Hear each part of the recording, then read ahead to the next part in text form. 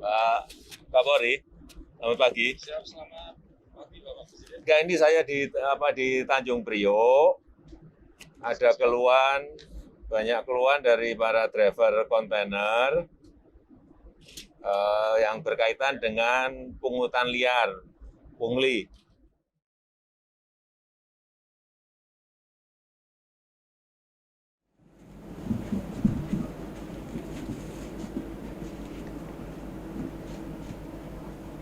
Baiklah. Assalamualaikum warahmatullahi wabarakatuh.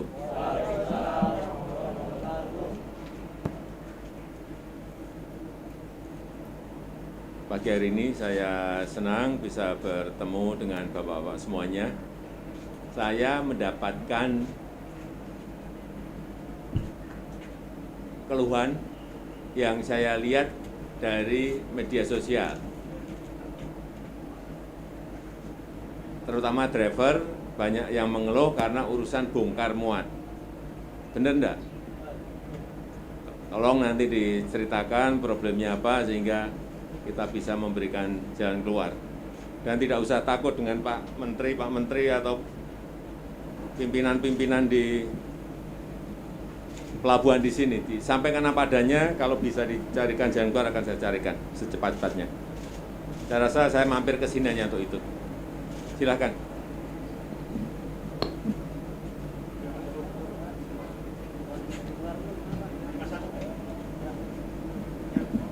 Karena saya tidak mau, tadi sudah dijelaskan mengenai dwelling time sudah turun.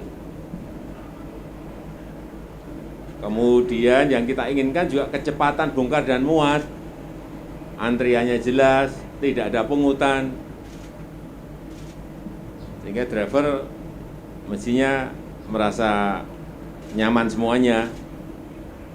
Jangan sampai ada yang mengeluh karena banyaknya pungutan, itu yang mau saya kejar kalau ada. Ya, silakan, silakan. Cek. Mohon izin, Pak. Assalamualaikum warahmatullahi wabarakatuh. Selamat siang Pak Presiden dan seluruh, saya nggak bisa sebutkan untuk mempersingkat waktu mungkin ya. Nah, perkenalkan saya Agung, saya supir kontainer memang, dan sudah 1 tahun ini memang sudah tidak nyopir karena situasi pandemi kemarin saya jadi korban. Jadi begitu kebijakan lockdown yang pertama itu, transportasi tidak jalankan gitu ya Pak ya, untuk bis, terus kemudian kereta, pesawat itu tidak ada. Waktu itu saya pulang kampung, begitu tidak ada transportasi, saya tidak bisa balik ke Jakarta, akhirnya sampai tertahan 2 bulan. Nah begitu saya balik lagi, kendaraan yang saya bawa sudah dibawa oleh supir lain gitu, dan sampai sekarang saya belum bekerja gitu. Nah saat ini saya lagi mencari pekerjaan juga gitu. Nah tetapi posisi di kami, di kawan-kawan supir, saya sedikit mau cerita dulu tentang aktivitas mungkin ya Pak, nanti berhubungan dengan persoalan yang ada di pelabuhan gitu.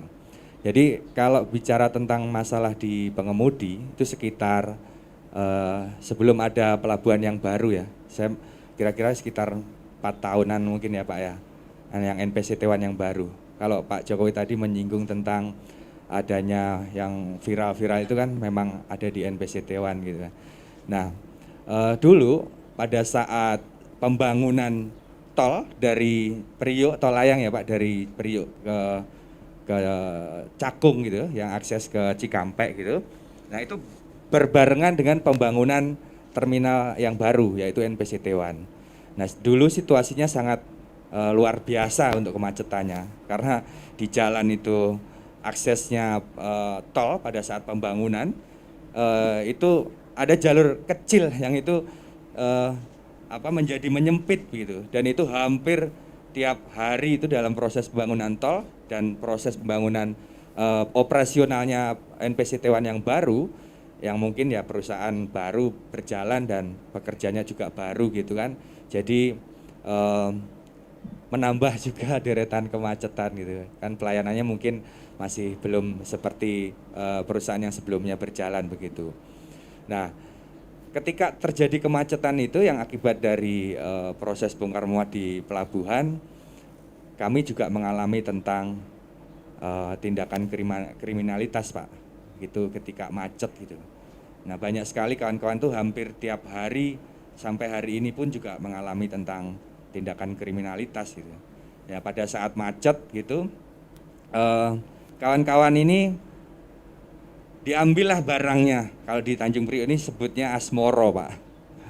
Yang dia ketika macet itu ngambil barang dari kendaraan gitu secara diam-diam. Kemudian ada juga yang kalau dia terorganisir gitu preman-premannya di setiap daerah-daerah rawan gitu, dia naik ke atas mobil, Pak. Ini kan kontainer kan? Iya, kontainer Kan betul. nggak bisa dibuka. Barangnya ngambilnya dari mana? Barang kendaraan, Pak, maksud saya. Oh, barang kendaraan. Kendaraannya. Kan dia ada ban setip, kadang aki, kadang juga handphone. Kalau dia berani naik ke mobil itu ditodong kita, Pak. Ditodong, kemudian diminta barang-barang kita, handphone, dompet, segala macam, uang jalan habis gitu. Nah, yang sering terjadi itu kawan-kawan dari luar kota gitu. Nah, tetapi yang dari ekspor impor yang teman-teman yang bawa kontainer itu sebelum ini sekarang kami sudah ada ya wadah untuk penyambung silaturahminya, Pak. Kalau dulu itu kan sebelum kita ada wadahnya, teman-teman supir itu membangun suatu kayak komunitas begitu. Nah, itu dulu sesama supir kontainer aja itu saling musuhan, Pak. Tidak ada rasa kebersamaan gitu.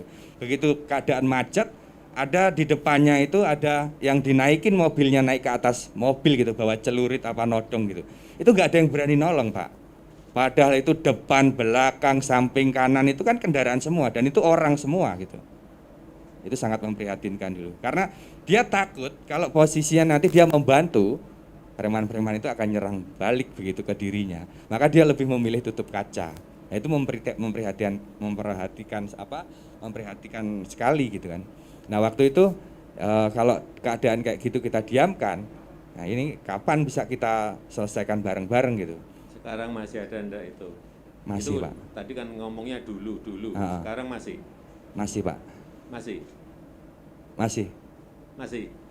Ya. Tapi tidak seperti dulu, sekarang agak terminimalisir, Pak.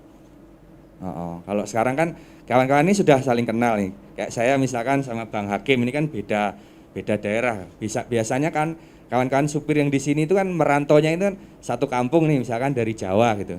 Ngikut ngernet begitu. Nah, nanti sudah bisa nyupir bekerja diangkat oleh bosnya begitu kan. Nah, itu ngumpul dalam satu perusahaan. Nah, dia tidak akan kenal dengan perusahaan yang lain dan itu juga misalkan Bang Hakim ini dari Medan itu. Dari satu perusahaan misalkan dia connect-nya dari Medan gitu. Nah, itu kayak musuh-musuhan gitu. Gak ada ininya. Nah, maka kita membangun suatu perkumpulan gitu sesama pengemudi. Ketika kami sudah saling kenal, saya kenal sama Bang Hakim gitu. Ketika ada yang di premanisme gitu, ya ayo kita tolong bareng-bareng. Kalau ini, Pak, saya tanya masalah yang berkaitan dengan tadi yang saya sampaikan, pungutan. Ini ada yang menyampaikan pungutan di Fortune, di NPCT One, di Depo Dwipa. Benar enggak? Benar, Pak. Jadi makanya ini kan saya mau itu pungutan apa itu? Saya mau urai rangkaikan semua gitu. Tapi kalau ada ya kawan-kawan yang menyampaikan, Bang Hakim, monggo. Bismillahirrahmanirrahim. Assalamualaikum warahmatullahi wabarakatuh. Perkenalkan nama saya Bapak, nama saya adalah Abdul Hakim Sitompul, panggilan sehari-hari Hakim, Pak. Tadi mengenai kata Bapak masalah di depo ya Pak ya, masalah pungli. Itu benar sekali Pak. Itu pungli itu begini Pak ceritanya, meminta imbalan lah, kalau nggak dikasih kadang diperlambat. Itu jabatan tadi benar itu kayak Fortune, Dwi Pak, terus MBP, hampir semua depo rata-rata. Itu Pak. Yang sekarang itu saya perhatikan itu yang agak bersih, cuma namanya depo Senkon sama depo Purinar agak bersih dikit. Lainnya hampir rata-rata ada pungli Pak. Punglinya itu siapa yang pungli? Dari karyawannya Pak. Jadi contoh Pak, kita kan membawa kontainer nih, kosongan lah ataupun mau ngambil kosongan. Nah, kita laporan kan, diambillah. Itu harus ada uang tip, dia bilang kuliah ya, atau 5.000 paling apanya kadang-kadang 15.000, ada 20.000 Pak. Itu kalau nggak dikasih, masih dikerjakan, cuma diperlambat. Alasannya dulu yang ada duitnya, kata kasarnya begitu lah. Cuma mereka itu nggak mau ngomong Pak. Jadi begitu punglinya Pak di dalam depo itu Pak. Nah termasuk tadi saya jelaskan lagi masalah premanisme. Itu premanisme itu begini saudara, kayak macam kemarin depo macet. Itulah terjadi namanya premanisme itu. Kalau mungkin lancar, ini mungkin tidak ada Pak. Jadi ini kendala kita ini di kemacetan aslinya Pak. Suatu seperti contoh kemarin mungkin Bapak dengar udah di RPCTWA kan, kemacetan udah viral kan. Itu pada saat itu namanya premanisme itu auzubillah min dzalik. Sampai itu kalau nggak salah hari itu ada yang kena todong kalau nggak salah. Pada saat itu pas ngantri macet itu Pak di jalan raya di depan mulai dari pos 8 namanya sini, pos 9 sampai ke Pasus sampai ke sono. Mulai arah dari utara ataupun dari Cakung macet lagi. Nah disitulah kejadian itu namanya premanisme itu Pak. Jadi kami mohon kepada Bapak Presiden bagaimana solusinya nih ke depannya kami. Karena kami Pak sakit hati sebenarnya Pak, sebenarnya kalau dibilang sakit hati Pak. Sakit hati begitu. Tidak ada kenyamanan untuk supir kami, supir khususnya pengemudi di Tanjung Priuk. Kita jangan ini dalam Priuk aja ataupun dalam Jakarta, belum lagi luar kota. Luar kota hampir sama semua pungli itu tuh banyak Pak. Premanisme banyak. Mungkin Bapak udah tahu kali di Bastos. Mungkin Bapak belum bisa tahu lah. Karena kami kan mungkin sama media itu agak ini karena kami sibuk ya kan. Gitu. Itu Pak kira-kira Pak. Ya. Kurang lebihnya mungkin dari teman-teman ataupun dari kawan-kawan kita mau ngomong lagi nih. Izin Pak Presiden. Terus. Assalamualaikum warahmatullahi wabarakatuh. Selamat siang Pak Presiden yang saya hormati. Perkenalkan saya Nuratno. Sekarang bekerja di perusahaan kaki 5 Pak, kontainer.